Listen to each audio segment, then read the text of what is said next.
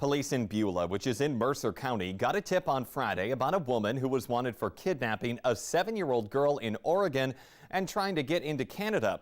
Beulah police, Mercer County Sheriff's deputies, and a U.S. Marshal executed a search warrant on a Beulah home and found both the woman and the child. That girl has been safely returned out to her family. The parents of a 3-year-old found dead in a St. Paul home the other day. They're now in jail for murder. Police say the father called the police department's non-emergency number early yesterday morning and said something about needing a crisis officer before hanging up. When officers arrived, the father told them his daughter was on the back porch. Police found the girl unconscious and unresponsive. A tragedy on a South Dakota lake. It's a reminder to everyone of the dangers of thin ice, even in the beginning of January. The 60-year-old man and an 8-year-old boy, they died Saturday when their ATV broke through the ice on a lake just north of Brookings. Public safety officials warn ice thickness, it can change from several inches to just 1 inch in a matter of a 1-foot distance. Minnesota health officials are confirming 5 cases of that more contagious variant of coronavirus in the Twin Cities area. The variant, which was first detected late last year in the United Kingdom, was identified in specimens from residents in 4 Minnesota counties. Although officials don't believe it will lead to more serious cases, it does raise the potential for the virus to spread more rapidly. Health officials say they don't know if any of the 5 people have been hospitalized, but at least 2 of the 5 recently traveled abroad. A COVID-19 vaccine means the end it's near, but we still need to be cautious. And the state of Minnesota has a new way to let you know if you have been in contact with someone who tests positive for the virus. The Valley Today's Brian Sherrod joins us live with all the information on that and how you can keep you and your family safe with it. Good morning, Brian. And good morning, Jordan. Minnesota iPhone users with the iOS setting of 12.5 or 13.7 and higher will get a notification that will let them opt in for that service. Now, once they get that notification, all they have to do is just click on it, and that will turn on their COVID-aware exposure settings for the iPhone. So then that way you don't have to download the app. It can just go directly into your phone. Now, in a release, Governor Walz calls the app a powerful and anonymous tool that will help stop the spread of COVID-19. It uses random keys for these users' phones that changes every 10 to 20 minutes. When using Bluetooth, nearby phones exchanges these keys, and it emphasizes that neither will track the user's physical locations. Now, health experts are saying that they need more people to download or enable the app because the more people who do it, the more effective it is. Also letting you know that this app is pretty popular. It's in 20 states and territories. Brian Sherrod reporting live this morning. Thank you. Meanwhile, North Dakota health officials are reporting no new COVID-related deaths for a second day in a row now. They're also reporting a decline in hospitalizations. The latest tally of new COVID cases in that state, it now stands at 93. Minnesota bars and restaurants, they start reopening for indoor dining today. They'll join their North Dakota counterparts. They were allowed to reopen at greater capacity on Friday. The general manager of Mick's office and J.C. Chumley's in Moorhead says that she's excited to see the regulars, but not all businesses are participating in this restart.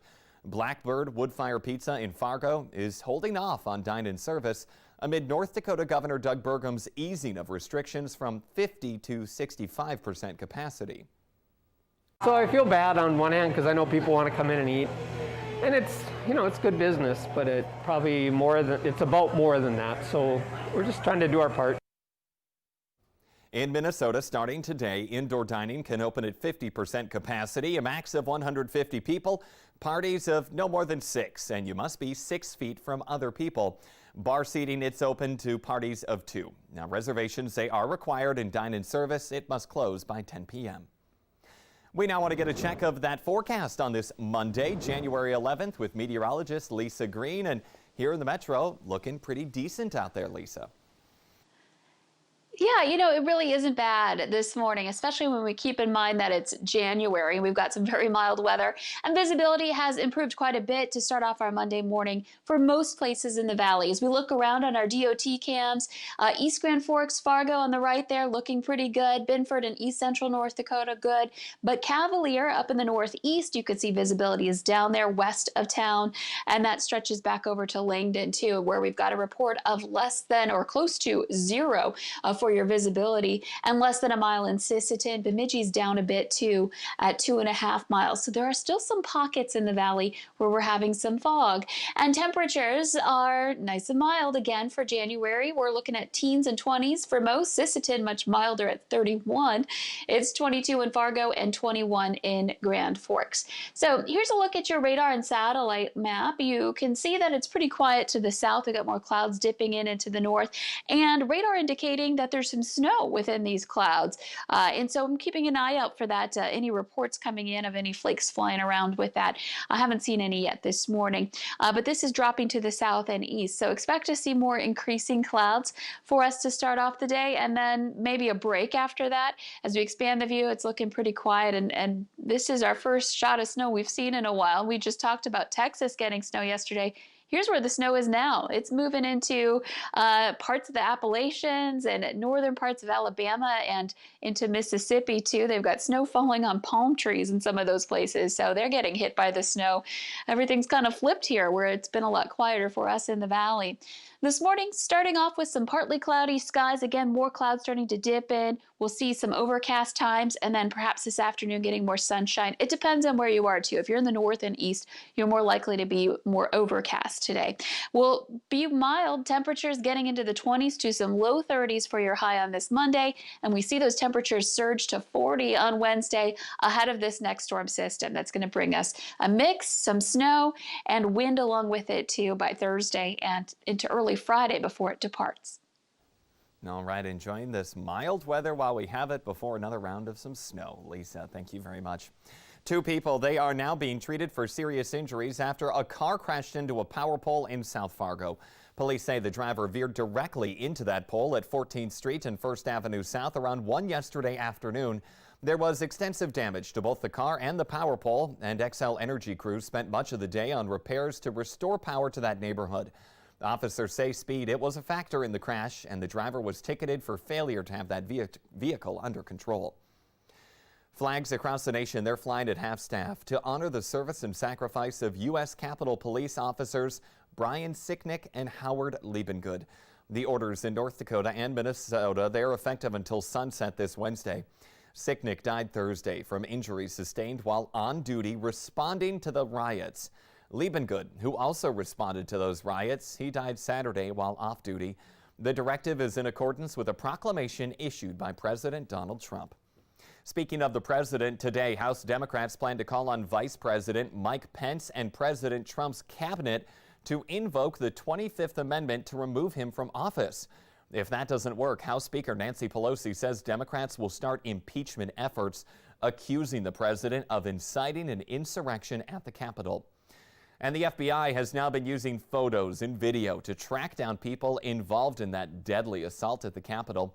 Yesterday, they arrested 2 men, including this one right here, seen with zip ties. So far, prosecutors have filed dozens of cases, charges ranging from entering restricted areas to assaulting police officers. One woman is in critical condition after a stabbing at a Moorhead apartment building. It happened around 2:30 yesterday afternoon at 1202 34th Avenue South. Police say the victim was stabbed several times and her wounds are considered life-threatening. They found the suspect a short time later. That person was taken to the hospital for self-inflicted wounds. Police say there is no threat to the public because of this incident. A 3rd person has now died after a rollover crash involving 4 vehicles in Grand Forks, and police say alcohol was involved. It happened Saturday just after 12 noon at 5th Street in Demers, that's in downtown. Police say 21-year-old Janessa Kelly of Crookston was speeding and hit 3 vehicles before rolling her own vehicle. 2 people in the van that she hit, they died instantly. The victims are Laura Van Aram and Nancy Sand, both of Fertile. Kelly died later at the hospital. 2 other people were also hurt in that crash. Now, police say Kelly matches the description in a hit and run that was reported earlier in East Grand Forks. A warning from one Horace man after he caught this right here on his home surveillance camera. It looks like a coyote walking through his yard. He now wants to warn his neighbors. This video, it's from early Sunday morning on Chestnut Drive. That's just northwest of the elementary school in that town. We now want to get the answer to our question of the morning on Facebook. Today's question, according to a new survey, 8% of people say they never do this. Well, the answer, clean their phone. You got to do that. Your hands touch a lot of stuff and they touch the phone. They carry all sorts of germs. But thanks for playing along. Remember, the Today Show and CBS This Morning just about to start, but the Valley today, it rolls on. We have more live up-to-the-minute news and weather for you coming up right now on the CW.